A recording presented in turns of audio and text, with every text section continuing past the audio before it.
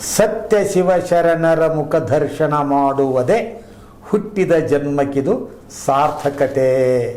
ಕೂಡಲ ಸಂಗಮ ದೇವ ಅಂಥೇಳಿ ಒಂದು ವಚನ ಹೇಳಿದ್ದಾರೆ. ಇದು ನಮ್ಮ ದೈನಂದಿನ ದಿನಚರಿಯನ್ನು ಹೇಗೆ ಇಟ್ಟುಕೊಳ್ಳಬೇಕು ಅನ್ನುವ ಒಂದು ದಿನಚರಿ ವ್ಯವಸ್ಥೆಯನ್ನು ಒಂದು ಸಣ್ಣ ವಾಕ್ಯದಲ್ಲಿ ಹೇಳಿದ್ದಾರೆ.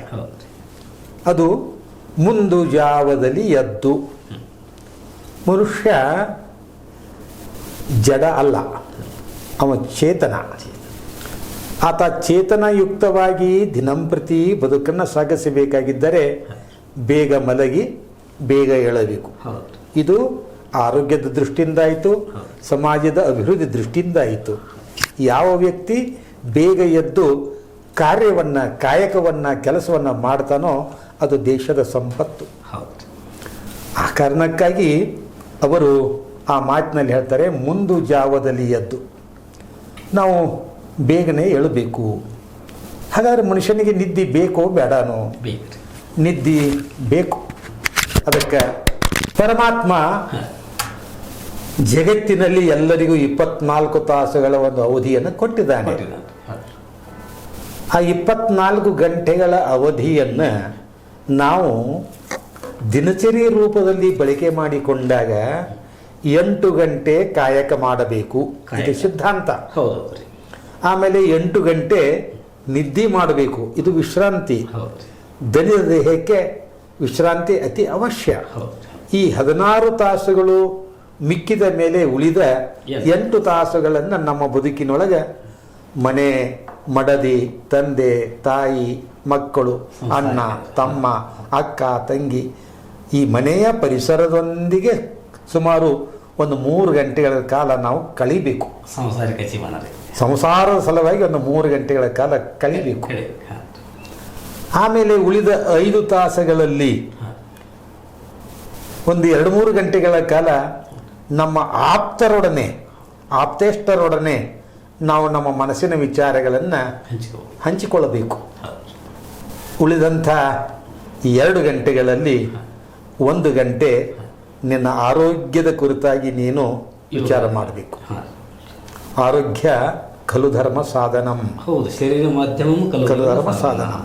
ಆರೋಗ್ಯ ಇಲ್ಲದಿದ್ದರೆ ನಾವೇನನ್ನೂ ಸಾಧಿಸಲಿಕ್ಕೆ ಆಗೋದಿಲ್ಲ. ಇವತ್ತು ನಾನು ನಿಮ್ಮ ಸ್ಟುಡಿಯೋದಲ್ಲಿ ಬಂದು ಕುಂತು ಮಾತಾಡಬೇಕಾಗಿದ್ರೆ ನನ್ನ ಆರೋಗ್ಯ ಚೆನ್ನಾಗಿದ್ದರೆ ಮಾತ್ರ ಸಾಧ್ಯ. ಹೌದು. ಅದೇ ರೀತಿಯಾಗಿ 1 ಗಂಟೆ ಆರೋಗ್ಯದ ಸಲುವಾಗಿ ವಾಯುವಿಹಾರ ಇರಬಹುದು, ಯೋಗ ಇರಬಹುದು, ಪ್ರಾಣಾಯಾಮ ಇರಬಹುದು, ಏನೋ ಅನೇಕ ಚಟುವಟಿಕೆಗಳ ಮೂಲಕವಾಗಿ ಆರೋಗ್ಯವನ್ನು ನಾವು ಕಾಪಾಡಿಕೊಳ್ಬೇಕು. ಆಮೇಲೆ 1 ಗಂಟೆಗಳ ಕಾಲ, 1 ಗಂಟೆಯನ್ನು 24 ಗಂಟೆ ಅವಧಿಯನ್ನು ಕೊಟ್ಟಿರುವಂಥ ಪರಮಾತ್ಮನ ಧ್ಯಾನದ ಸಲುವಾಗಿ, ಅವನನ್ನು ನೆನಪಿಸುವ ಸಲುವಾಗಿ, ಆತನ ಸ್ಮರಣೆ ಸಲುವಾಗಿ 1 ತಾಸು ನಾವು ವಿನಿಯೋಗ ಮಾಡಿದರೆ ನಮ್ಮ ಅಂತರಂಗದಲ್ಲಿರುವಂಥ ಅರಿವು ಜಾಗೃತವಾಗಿ ನಾನೊಬ್ಬ ಉತ್ತಮ ಪ್ರಜೆಯಾಗಲಿಕ್ಕೆ ಇದು ಸಹಾಯ ಮಾಡ್ತದೆ. ಆ ಕಾರಣಕ್ಕಾಗಿ ಶರಣರು ಹೇಳ್ತಾರೆ, ಮುಂದು ಜಾವದಲ್ಲಿ ಎದ್ದು ಬೇಗನೆ ಏಳಬೇಕು. ಎದ್ದು ದಿನಚರಿಯನ್ನು ಪ್ರಾರಂಭ ಮಾಡಬೇಕು.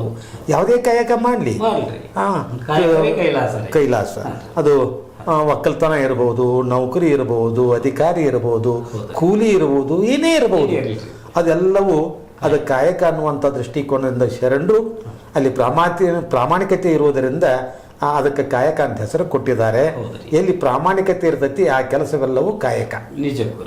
ಅದನ್ನ ಮಾಡಬೇಕು ಅನ್ನೋದನ್ನ ಒಂದು ಸಾಲಿನಲ್ಲಿ ಹೇಳಿದರೆ, ಲಿಂಗದಂಗ್ರಿಯ ಮುಟ್ಟಿ, ಇದು ಬಹಳ ಮುಖ್ಯವಾದಂಥ ಮಾತು. ನಮ್ಮನ್ನ ಏಕದೇವೋಪಾಸಕರನ್ನಾಗಿ ಮಾಡಿದಂಥ ವ್ಯಕ್ತಿ ಅಂದರೆ ಅಪ್ಪ ಬಸವಣ್ಣ. ಬಸ್ಸಿಗೆ ಒಬ್ಬ ಡ್ರೈವರ್ ಇರುವಂತೆ, ನಾವಿಗೆ ಒಬ್ಬ ಚಾಲಕ ಇರುವಂತೆ, ಈ ಜಗತ್ತನ್ನು ನೇಮಿಸುವಲ್ಲಿ ಪರಮಾತ್ಮನು ಒಬ್ಬನಿದ್ದಾನೆ. ಆ ಪರಮಾತ್ಮನ ಕುರಿತಾಗಿ ನಾವು ಎದ್ದ ತಕ್ಷಣ ಆತನಿಗೆ ಧನ್ಯವಾದಗಳನ್ನು ಹೇಳಬೇಕು. ನಿನ್ನ ಕೃಪೆಯಿಂದ ನಾನು ಎಂದು ಬದುಕಿ ಬಂದಿದ್ದೇನೆ. ಯಾಕೆಂದರೆ ನಿದ್ದೆ ಅಂದರೆ ಅರ್ಧ ಸಾವು. ಆ ನಿದ್ದೆಯನ್ನು ತಿಳಿದೆದ್ದು ಮೇಲೆ ನಾವು ಬದುಕು ಮಾಡ್ತೀವಲ್ಲ, ಆ ಬದುಕಿಗೆ ಪ್ರೇರಣೆ ಕೊಡುವಂಥ ಆ ಚೈತನ್ಯವೇ ಪರಮಾತ್ಮ. ಆ ಪರಮಾತ್ಮನಿಗೆ ನಾವು ಅಭಿನಂದನೆಗಳನ್ನು ಸಲ್ಲಿಸಿ, ಧನ್ಯವಾದಗಳನ್ನು ಸಲ್ಲಿಸಿ ನಮ್ಮ ಕಾರ್ಯಾಚರಣೆಯನ್ನು ಮಾಡಬೇಕು. ಅಪ್ಪಾಜಿ, ಈ ನಿದ್ರಾನಂದ ಅಂತ ಇರ್ತಾರಲ್ಲ, ಆ ಒಂದು ಆನಂದವನ್ನು ನಾವು ಸವಿತಾ ಇರುವಾಗ ನಮಗೆ ಯಾವ್ದಾವ್ದು ಪರಿಗರಿಲ್ರಿ, ತಾನೇ ತಾನಾದ ಒಂದು ಸ್ಥಿತಿ ಇರ್ತೈತೆ ಅಂತ ಹೇಳ್ತಾರೆ, ಹೌದಲ್ರಿ? ಹೌದಪ್ಪ. ಅದಕ್ಕೆ ಅವ್ರು ಹೇಳ್ತಾರಲ್ಲ,